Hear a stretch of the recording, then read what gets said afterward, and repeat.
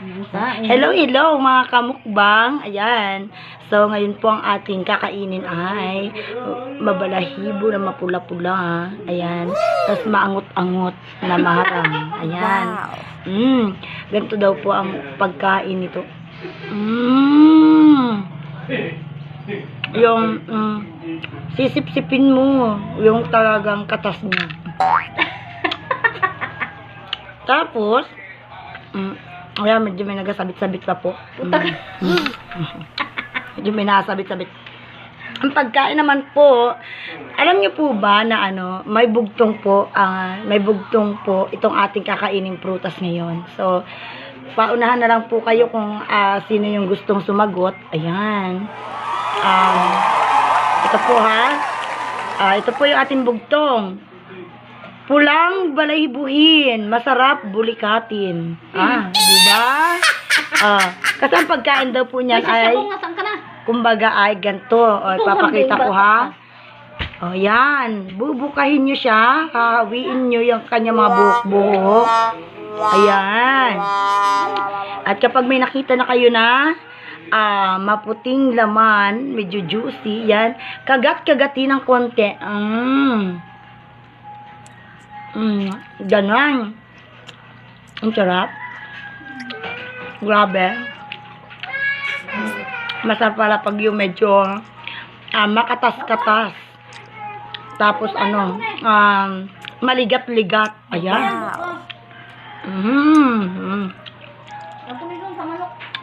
May nakasagot na po ba sa ating sa ating pabugtong of the day?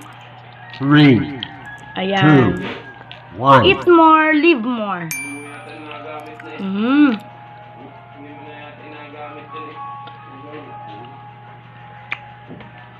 Ha?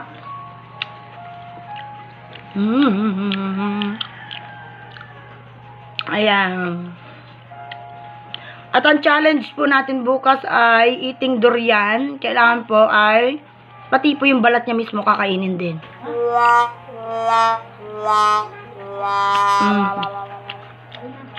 Kasi may kasabihan tayo na pagmahal mo, kain mo. Di ba? At yung kasamahan ko po dito sa paglapang ay nawala na.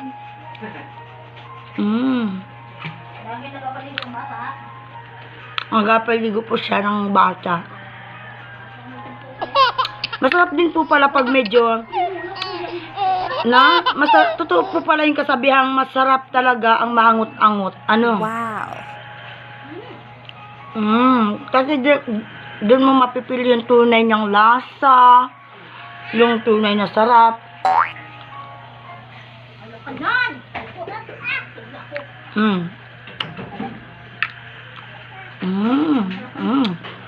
Sarap.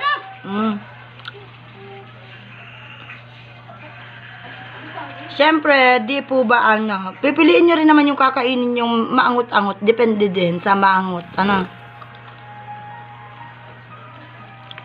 Pero pag hindi nyo na talaga matake yung yung amoy niya, pwede nyo po siyang hugasan using the pH care. Mali pala. May pH care dito.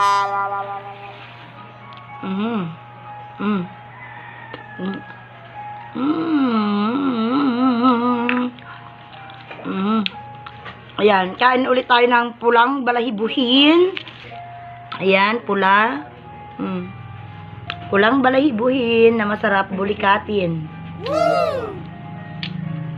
Ayan.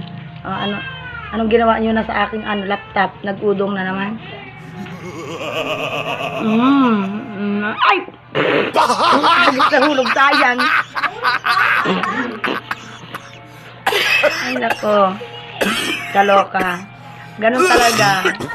Pag hindi para sa'yo, hindi para sa'yo. Kaya wag mong pakialaman at wag mong kainin. At wag mong ipagpilitan. Apa? Bugot? Pero, kapag binigay na sa'yo, pinapakain sa'yo at inihain na sa'yo, grab the opportunity. Grab the opportunity mga kabeshi. Kasi minsan lang yan.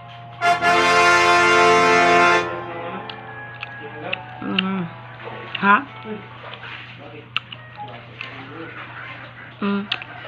Ang variety nga po pala nung kinakain natin is rongring. Rongring po yan. Ang rongring po, masarap siya pag medyo hilaw-hilaw pa. Yun, yung hindi po siya masyadong mapulang-mapula. Yan, yung mga ganito, yung medyo green pa po, Yan. Yun, difference po nila, no? Para silang rongring. Pero mas masarap kapag yung medyo green pa. Unlike this, yung mga medyo mapula-pula na. Kasi, marami na siyang experience. Ay, charot. Maraming experience.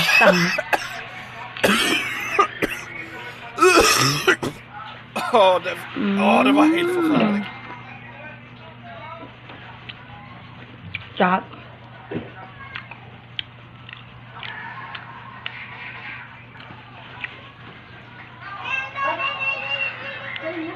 Kaya hindi rin po totoo yung kasabihang lahat ng malarusas-rusas ay masarap nguyain.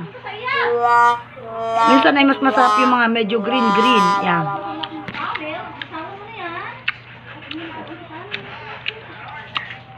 Mara, bilisan mo na dyan. Yung kasamahan ko po yung nagapaligo pa po ng kanyang anak. Ay, anak ko pala.